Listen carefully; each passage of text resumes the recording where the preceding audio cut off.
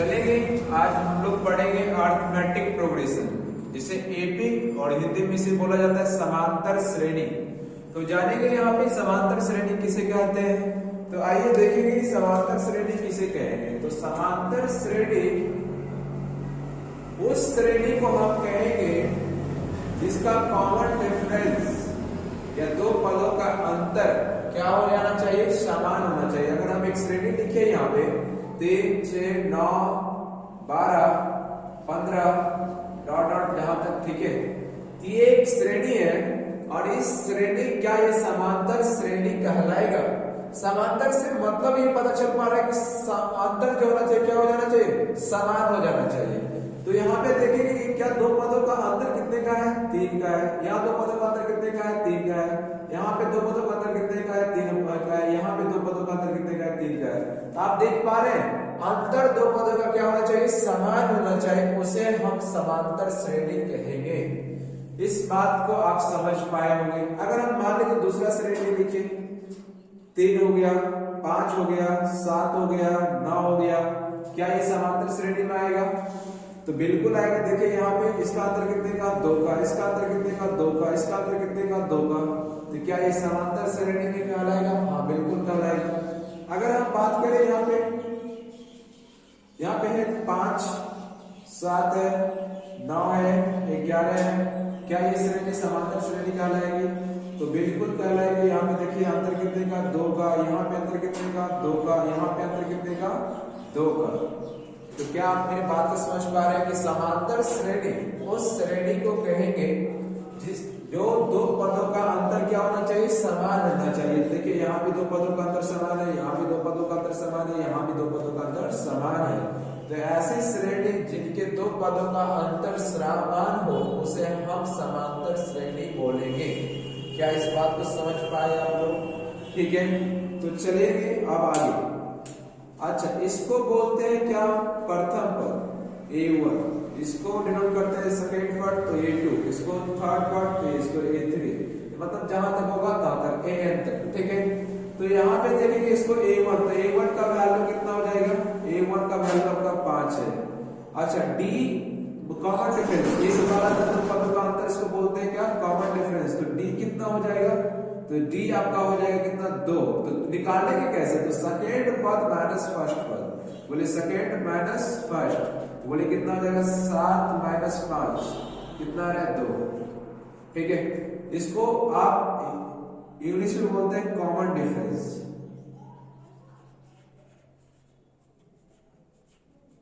Common difference, ठीक है। तो इसको क्या बोलते हैं इंग्लिश में, कॉमन डिफरेंस बोलते हैं। सर्व अंतर, सर्व अंतर क्या बोलते हैं, सर्व अंतर बोलते हैं, ठीक है। तो मतलब समान अंतर होना चाहिए, उसे समांतर बोलते हैं।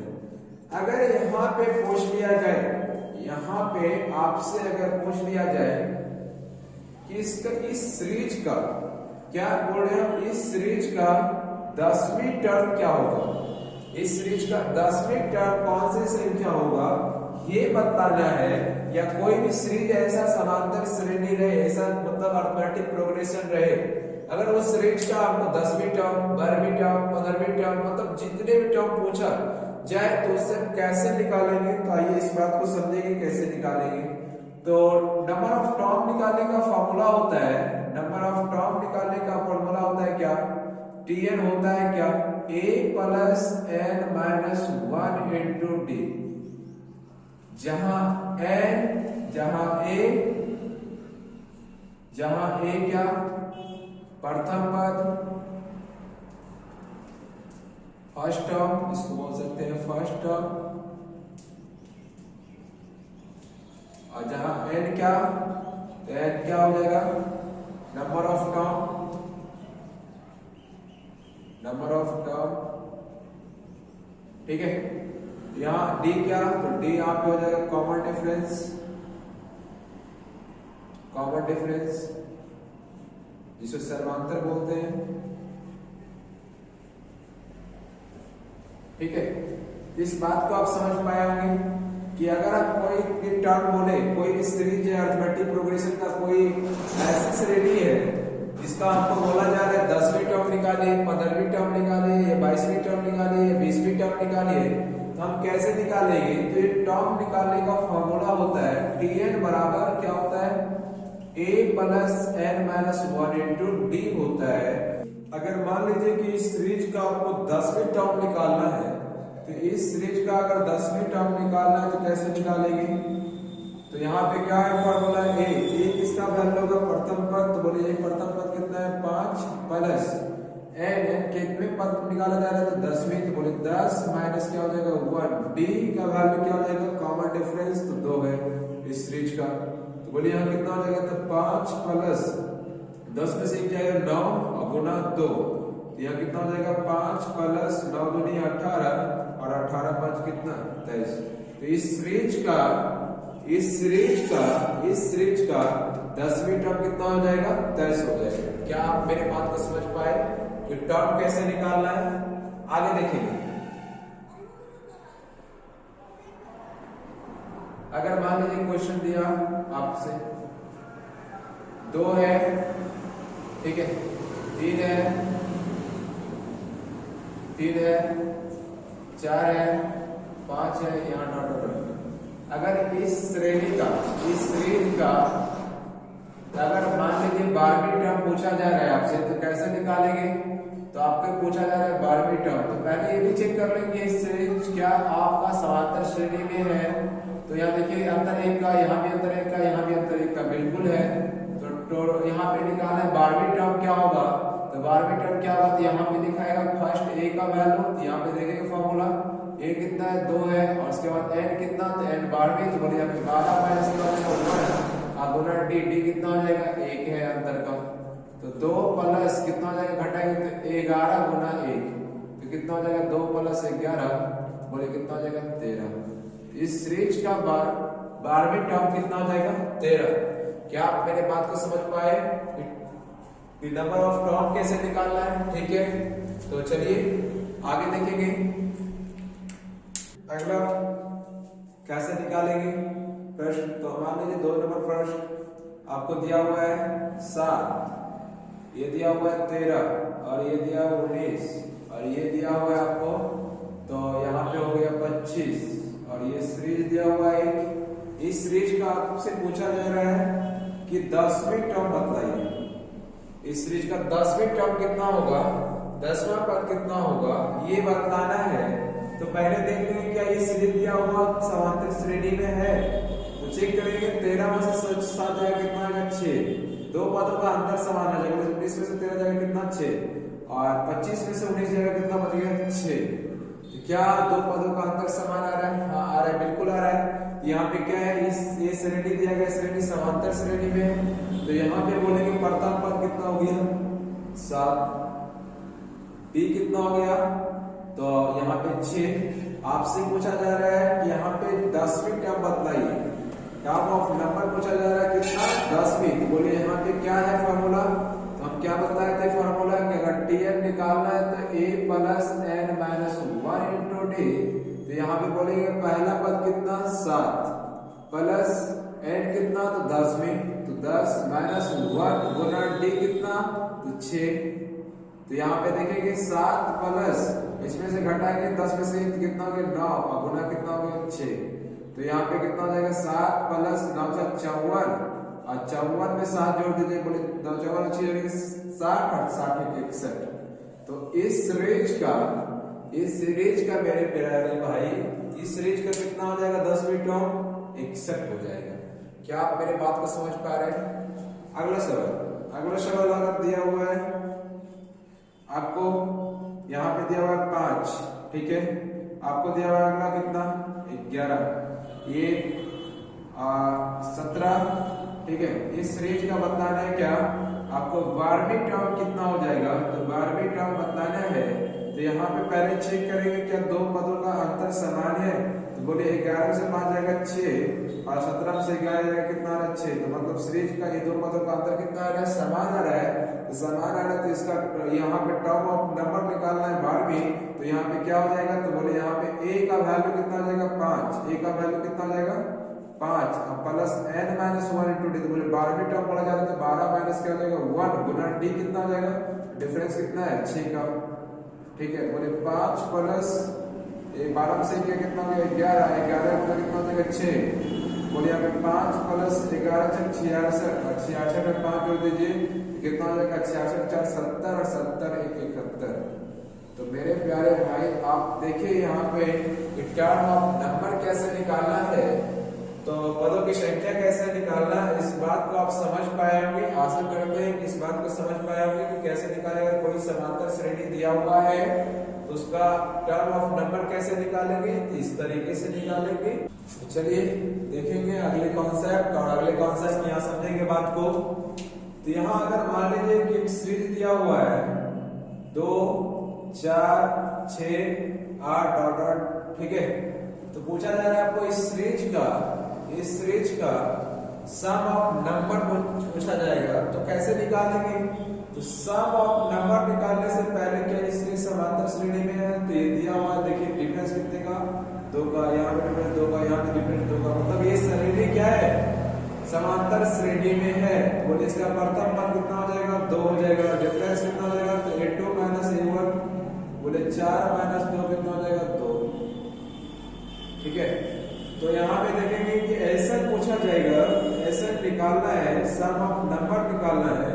सम ऑफ नंबर निकालने के लिए एक फार्मूला होता है कि n बटा 2 into 2a plus n minus 1 into d। इस बात को ध्यान में रखेंगे कि सम ऑफ नंबर निकालने के लिए फार्मूला क्या होता है n बटा 2 into 2a plus n minus 1 into d। और इस पॉइंट को ध्यान में रखेंगे कि सम ऑफ नंबर निकालने के लिए फार्मूला क्या होता है। अब अगर ये सीरीज का आपको सम ऑफ नंबर पूछा जाए, मान लेंगे यहाँ पे आपको पूछा जा रहा है कि सम ऑफ 10वां पद का 10 पदों का योगफल क्या हो जाएगा, तो कितना हो जाएगा, तो इसका निकालेंगे। तो बोले यहाँ पे क्या होता है फार्मूला n बटा 2, तो n कितना हो जाएगा 10 बटा 2 गुना 2a, बोले 2 गुना a कितना है 2 है, अब plus n minus 1 into D, तो n कितना हो जाएगा 10, अब माइनस 1 गुना d कितना है, तो d है 2। तो यहाँ पे देखेंगे काट करेंगे कितना हो गया 5 गुना 2 दूनी कितना हो गया 4, ठीक है, प्लस कितना हो गया यहाँ पे, तो यहाँ पे देखिए 4 हटाएंगे तो 10 में से कितना हो जाएगा 9, और 9 गुना 2 कितना हो जाएगा, तो यहाँ पे देखेंगे 5 गुना 4 प्लस 9 दूनी 18, तो यहाँ पे 18 हो गया, तो यहाँ पे कितना हो जाएगा, तो 5 गुना 18 4 कितना हो गया 22, तो 22 पंचे कितना हो जाएगा 110। तो इस सीरीज का 10 पदों का टोटल योगफल कितना हो जाएगा 110। क्या आप मेरे बात को समझ पाए कैसे निकालना है, ठीक है। अगर आपसे सम ऑफ नंबर पूछा जाए तो इसके लिए फार्मूला होता है बटा 2 गुना 2a प्लस n माइनस 1 या फिर सम ऑफ 10 नंबर पूछा जाए कि 10 पदों का योगफल कितना हो जाएगा, तो 10 बटा 2 n बटा 2 गुना a, तो बोले a कितना है 2 है, plus n minus 1 into d, तो बोले n कितना है 10 है, 1 गुना d कितना है, तो यहाँ पे d है 2, तो d हो गया 2, कितना आ गया यहाँ पे 2। आप कैलकुलेशन किए 5 गुना 4 प्लस 2 दूनी 4 प्लस यहाँ पे घटाने के बाद 9 है, 9 गुना 2 कितना गया यहाँ पे 18, 18 4 22, 22 पंचे 110। क्या क्लियर है कैसे निकालना है सम ऑफ नंबर।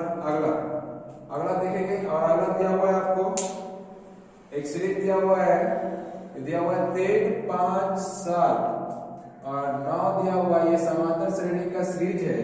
अगर आपको इस सीरीज का पूछा जा रहा है कि सम ऑफ 20 पदों का योग निकालना है, सम ऑफ कितना 20 पदों का, n का मान कितना है 20, तो यहाँ पे a का मान कितना हो जाएगा 3 और d का मान कितना हो जाएगा 2।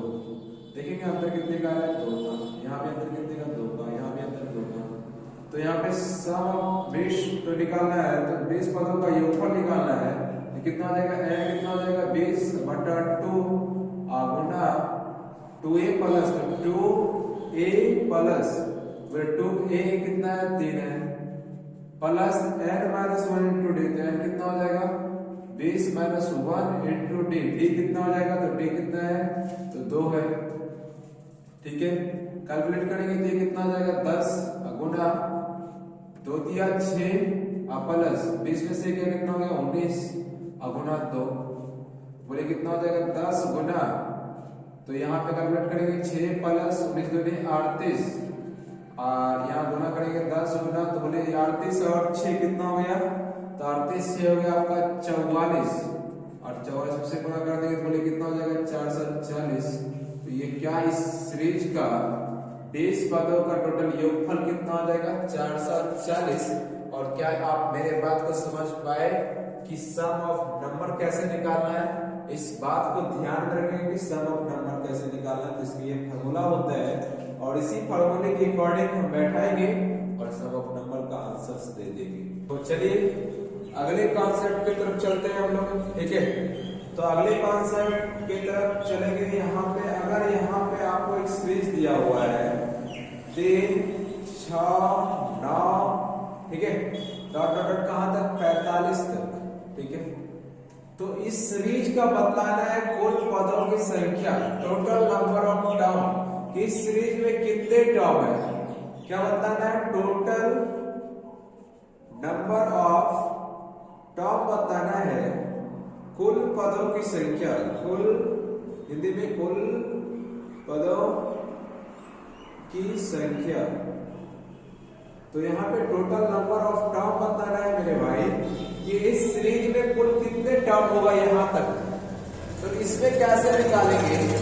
तो टोटल नंबर ऑफ टर्म निकालने का एक फार्मूला होता है लास्ट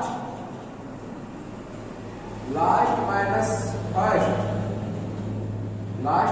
फर्स्ट बटा कॉमन डिफरेंस प्लस 1। क्या आप बात को समझ पाए कि यहाँ पे टोटल नंबर ऑफ टर्म निकालने के लिए जो फार्मूला होता है वो क्या होता है? तो लास्ट माइनस फर्स्ट बटा कॉमन डिफरेंस प्लस 1। अगर कोई सीरीज दिया हुआ है उसका लास्ट टर्म मालूम है तो उसके बीच में कुल टोटल कितने टर्म आएगा ये निकालना है।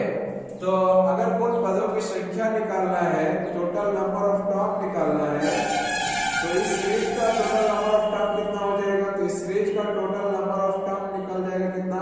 तो लास्ट माइनस फर्स्ट, तो बोले लास्ट कितना है 45 और माइनस फर्स्ट कितना है?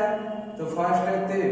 बोलेंगे इन दोनों के बीच कॉमन डिफरेंस कितने का? देखेंगे सीरीज का 3 है, इसका भी 3 है, मतलब डिफरेंस कितने का है? 3 का है, प्लस कितना 1। यहाँ पे क्या हो जाएगा? तो घटाएंगे 45 में से 3 गया कितना हो गया 42 और 42 में 3 से भाग देंगे प्लस 1 कर देंगे। बोले 14 दिया 42 और 14 दिया 42, यहाँ पे हो गया 1 15। तो बोले यहाँ पे टोटल कितने टर्म है? तो 15 टर्म है।